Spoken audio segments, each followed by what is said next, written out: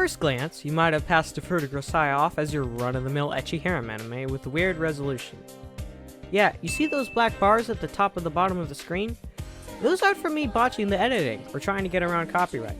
Not to worry, I'll still botch the editing and attempt to get around copyright in other ways. FBI, open up!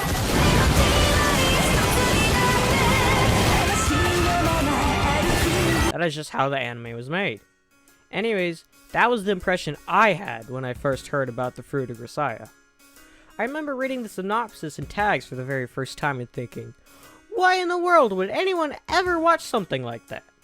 You'd have to be an absolute degenerate bastard to watch and enjoy something like that. If you're not already aware, I just so happen to be that degenerate bastard who enjoys watching ecchi harems. Just don't tell my parents. So, by the time I eventually got around to watching the Fruit of Grisaia, I was totally prepared for it and knew what to expect. And I had it all planned out. It was around 2 p.m. and my parents were asleep. Everything was perfect. Or so I had thought. For the first 8 or 9 episodes, the Fruit of Grisaia was exactly like I imagined it would be. The story followed Yuji Kazami, who was transferred to a private all-girls school with a total of 5 other students. Those 5 students include Amane Su, the eccentric and perverted redhead, Michiru Matsushima, your tsundere in training, Sachi Komine, the airhead maid, Makina Irisu, your typical lolly who calls the MC Onita, and finally Yumiko Sakaki, the stabby box knife lady. Or that is how the main characters were portrayed in the beginning of the series at least. As the main plot continues, we learn why all the characters act the way they do. The truth behind all the characters' interactions are revealed as the main character helps them get through their issues, no matter what they may be.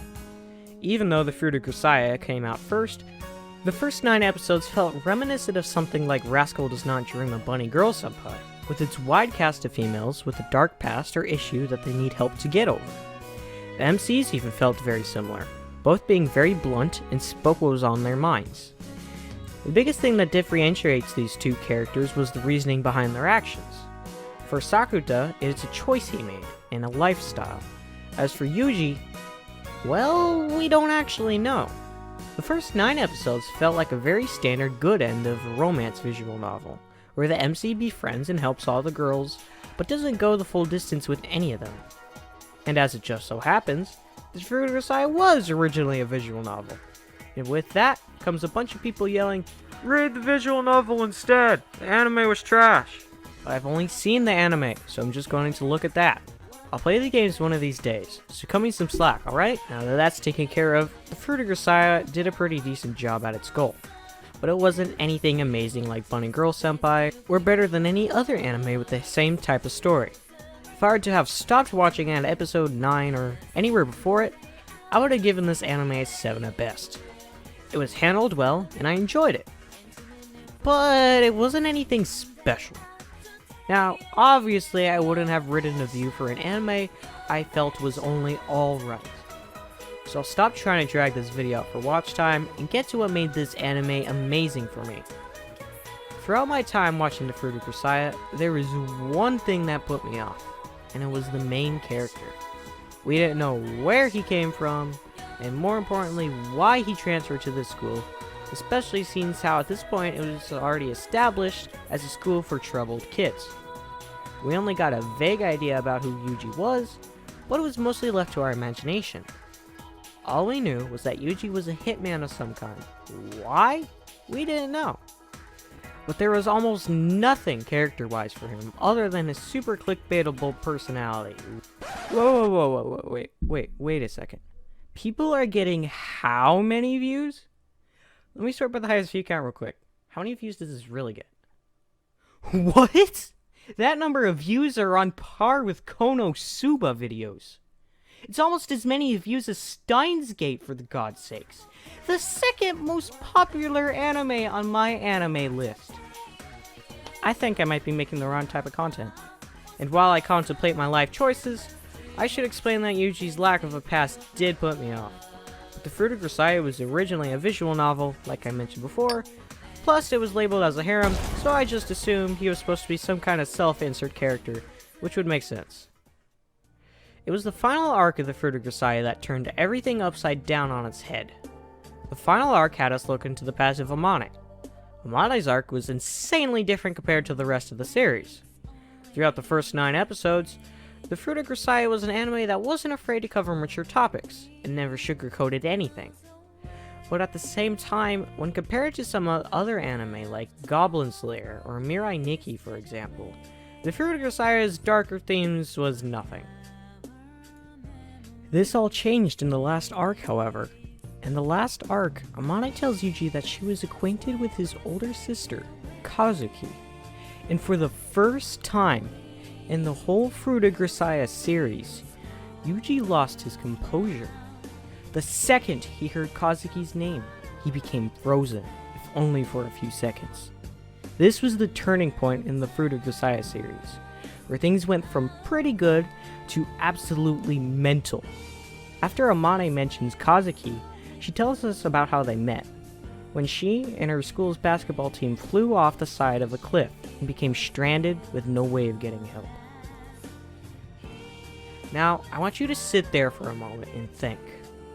What do you think would happen if a bunch of hormonal middle/high school girls suddenly became stranded off the edge of a cliff with very little rations, no chance for rescue, a couple of casualties from the crash, and a couple of severely injured students who can't walk?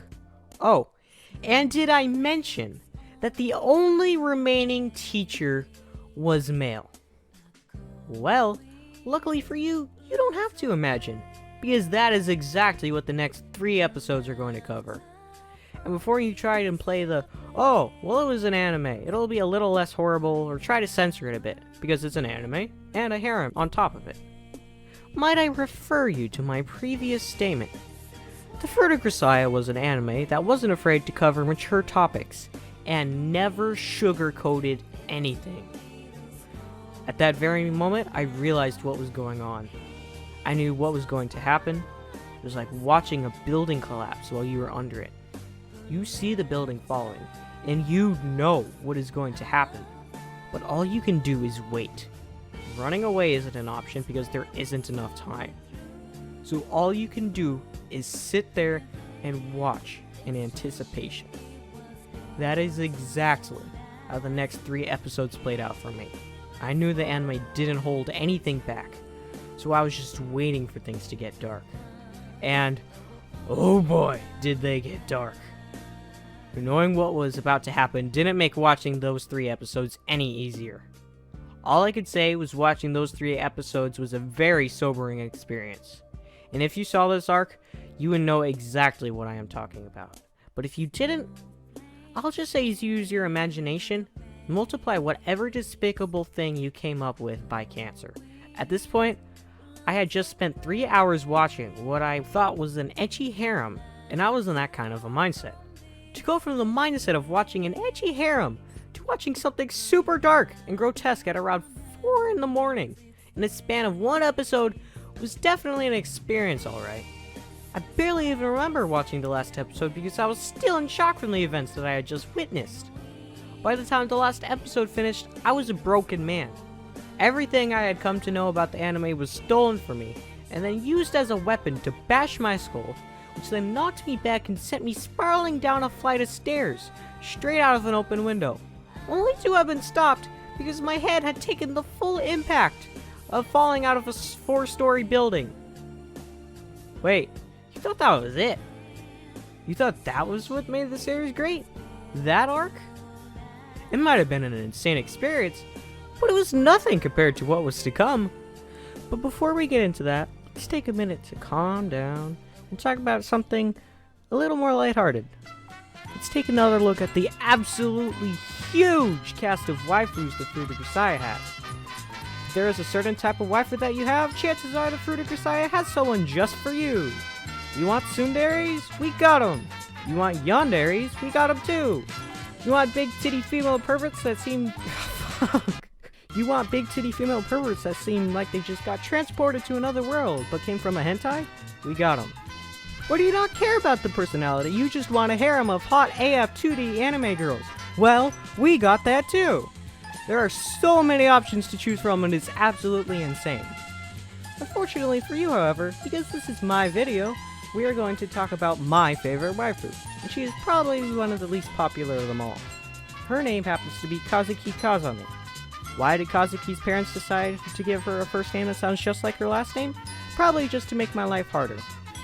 Why do I like Kazuki so much, you also ask? Well, let me tell you. I admire her intelligence, the fact that she is caring but harsh at the same sense, her sarcastic personality, her red eyes and silver hair, the fact that she is good at being a parent. When she was 13, she was practically raising Yuji by herself. And the cherry on the cake, the fact that she has a bit of an incestuous relationship with her younger brother Yuji. There are two types of anime fans in this world: those who absolutely hate incest in anime and find it absolutely disgusting, and those who love it. Which one am I, you ask? Well, based on the fact that I am a super degenerate, watched the entirety of, then read the entirety of, and even wrote a review of Domestic Girlfriend, which is a series literally focused on incest. I think I'm in the middle. Now that we have that out of the way, do you remember how I said that Yuji was most likely a self-insert character? Well, guess what? I was wrong. Again. Who saw that one coming? Anyways, after the first season, we got a 50-minute OVA, and the first 4 episodes of the final season dedicated to just telling how insanely screwed up Yuji's past was. And might I remind you, I'm using the term insanely screwed up right after finishing Amane's arc. The arc that was the most screwed up arc I had ever seen, and the arc that literally broke me and forced me to take an hour mental break before I was able to continue watching the series. While Yuji's past may not have been as grotesque as Amane's, even though it wasn't too far behind, it made up for it by nut-punching you right in the feels time and time and time again, like a freaking speed bag. Without getting into too many details, what makes Yuji's backstory so great, other than the fact that it was insane, but really badass and enjoyable at the same sense, is as more and more happens to Yuji, you can see him changing with every event. You can see the reason why Yuji does everything he does, in the past and throughout the main series. During the first season of the Fruit of Grisaia, Yuji was always a very confusing person, who did very weird and different things, but we really had no clue why. After seeing how he grew up, however, we could understand exactly why he is the way he is. Also, little quotes and lessons he hears throughout his past, he keeps with him and uses in the main series, even if the big point wasn't made of it. You could see the people who taught and raised Yuji in his older self. You're able to see parts of Kazuki and Asako in him. And you even see him actively not being like other people who had a negative impact in his life, like his father and Oslo. Like I mentioned earlier, his backstory was also pretty badass. The action scenes that are shown are pretty freaking good on their own, but what makes them best is their tie-in in the emotional front. There aren't very many fight scenes in the Fruit of Grisaia series, but the few times there are, the fights have a huge amount of motivation behind them. There's always something on the line, or you just want Yuji to finally get cut some slack. The fights are badass and it made a very emotionally complex and investing story, which gets you to sympathize with its characters, while at the same time taking some of the better elements from other genres like the harem and action ones, and sprinkles them on top as an added bonus. Now, I could sit here for hours just talking about how awesome the Fruit of Grisaia and the emotional roller coaster that Yuji's past was, but neither you nor I had the time for that. All in all, the Fruit of Grisaia was a very refreshing and immensely enjoyable anime. For one, it taught me that any mediocre seeming anime can become amazing.